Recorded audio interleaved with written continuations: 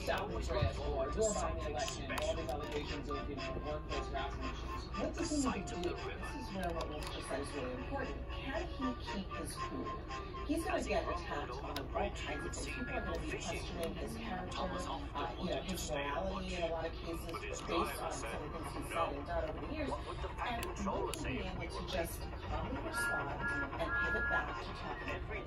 That's a skill that a lot of the other candidates have had. Everybody likes to hone. Michael Bloomberg hasn't been on a debate stage in many years, and so it is entirely possible that he'll be able to do it. He's a skilled politician, but it's going to require a lot of control and a lot of discipline in order to do it. And frankly, if he can do that, I'm not sure that there's much else Mr. Bloomberg needs to do tonight on that debate stage. The bar is a little bit low in some cases because I think voters just want to see people's demeanors, how they parry these attacks, how they.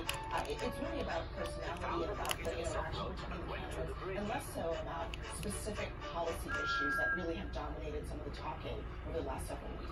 One thing he does have going for him, he spent the last, not just 7 days, but I'm sure it's been weeks, gearing up for this first debate. He has some excellent political operatives who've gone through political debate preparation for other Democratic candidates, and they are there with him. They're going through mock debates, rehearsals, they're practicing, they're slamming him, they're seeing how he responds, they're reviewing the videotape.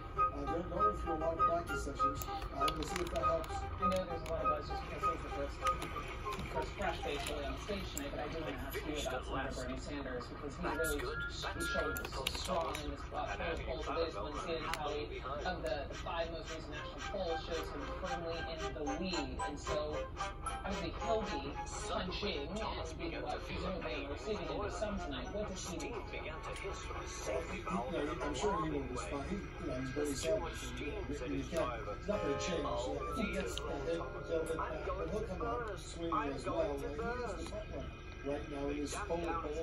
He's the top, so he's got a lot going on right now. And he certainly doesn't want to lose that advantage that he has. So it's going to be tough. I'm sure they will go after him on several issues. Most recently, this whole issue, are you going to release your medical history, your medical reports? Are you going to know all the numbers about your history of cholesterol, blood pressure, all that kind of stuff? The guy 3 months ago had a heart attack, and he's 78 years old. People have a right to know what's going on. And I think the other candidates have to do exactly the same thing, including Bloomberg, who's also 78 years old.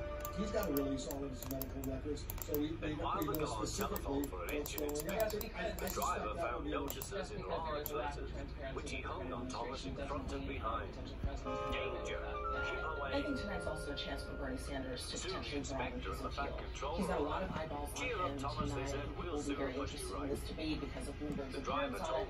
But he is now leading, as you pointed out, in these national polls. And there's a question about can he get beyond his 28-30% in the Democratic field and make himself more appealing to some Democrats who are concerned about the fact that he's a Democratic socialist or the fact that he's one of the oldest candidates on that stage.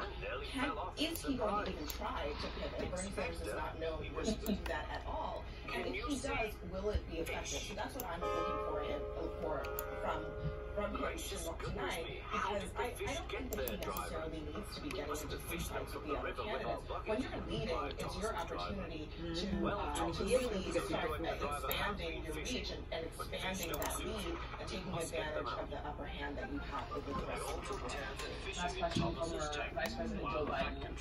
He has just said this. When they had caught all the fish, they had a lovely big summer of fish and chips. He's basically been a Republican his whole life. The fact of the matter is, he couldn't Was good, said the Fed controller. But fish don't suit you, Thomas, so you mustn't do it again. No, sir, I won't, said Thomas. Veterans don't go fishing. It's too comfortable.